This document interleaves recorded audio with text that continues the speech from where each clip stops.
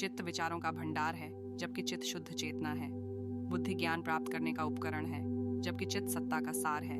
अंतःकरण मन, बुद्धि, चित्त और अहंकार, ये चारों तत्व हमारे विचारों, भावनाओं और संकल्पों को निर्धारित करते हैं। चित्त विचारों, संस्कारों और वासनाओं का भंडार है। यह अतीत के अनुभवों से प्रभावित होता है। बुद्धि विवेक करने और निर्णय लेने का उपकरण है। यह हमें सही और गलत में भेद करने में मदद करती है। चित्त शुद्ध चेतना है।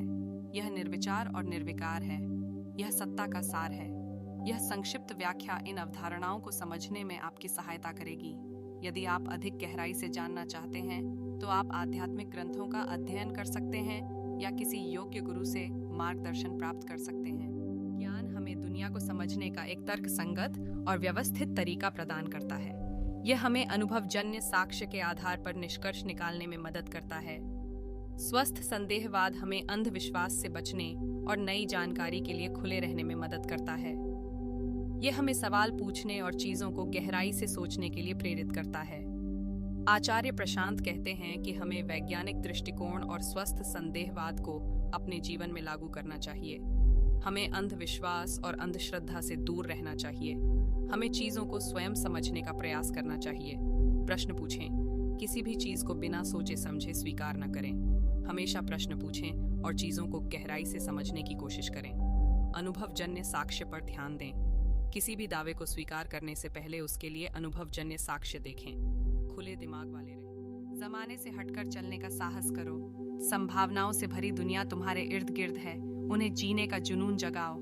याद रखो, रास्ता चुनना तुम्हारे ही हाथ में है। इसलिए कभी चुने हुए रास्ते से हटकर भी नया रास्ता तलाशने से मत घबराओ। अपने भीतर झांको, आत्मावलोकन करो और फिर उस दिव्य शक्ति के सामने समर्पण कर दो जो तुम्हें संभाले हुए है। समय की कमी है तो भी घबराने की जरूरत नहीं। हर रोज कुछ मिनट निकालकर ध्यान लगाओ, शांत रहो और अपने मन की गहराइयों को सुनो। डिजिटल दुनिया के शोर से दूर हो जाओ। थोड़ा डिजिटल डिटॉक्स करो। प्रकृति की शरण में जाओ और खुद को फिर से खोजो। भौतिक सुखों की अंधी दौड़ में मत फंसो। संतोष को ज्यादा महत्व दो, यही सच्चा सुख है। समाज के दबाव में मत चलो। उनकी बातों को गौर से सुनो, मगर फैसला खुद लो, क्योंकि ये तुम्हारी आत्मिक जागरण की यात्रा है। अगर मार्गदर्शन की जरूरत है तो लो, आध्यात्मिक किताबें पढ़ो, सत्संग करो, प्रवचन सुनो। सीखते रहो और आनंद के साथ इस आत्मिक जागरण की यात्रा पर आगे बढ़ते रहो। अस्तित्व पर ध्यान दें, प्राप्ति पर नहीं। आचार्य प्रशांत की शिक्षाओं का मुख्य आधार यह है कि सच्ची खुशी बाहरी चीजों को जमा करने में नहीं, बल्कि आंतरिक परिवर्तन में निहित है। उनका तर्क है कि हम जितना अधिक भौतिक वस्तुओं या अनुभवों का पीछा करते हैं, उतना ही हम अपनी सच्ची खुशी से दूर होते जाते हैं। आचार्य प्रशांत के अनुसार हमारी खुशी बाहरी चीजों पर निर्भर नहीं है, बल्कि हमारे अपने अस्तित्व पर निर्भर है। जब हम अपने अस्तित्व को साकार करते हैं, जब हम समझते हैं कि हम कौन हैं और हमारा जीवन क्या है, तो हमें एक गहरी और स्थायी खुशी मिलती है। ये खुशी क्षणिक नहीं है। ये बाहरी परिस्थितियों से प्रभावित नहीं होती है। यह एक ऐसी खुशी है जो हमेशा हमारे साथ रहती है, चाहे हम कुछ भी करें या न करें। आचार्य प्रशांत हमें सिखाते हैं कि हम अपने अस्तित्व को कैसे साकार कर सकते हैं। वे हमें ध्यान, आत्मावलोकन और आत्मज्ञान के मार्ग पर ले जाते हैं। इन मार्गों का पालन करके हम अपनी सच्ची खुशी को खोज सकते हैं और एक अधिक पूर्ण और अर्थपूर्ण जीवन जी सकते हैं। सच्ची खुशी बाहरी चीजों में नहीं, बल्कि आंतरिक परिवर्तन में निहित है।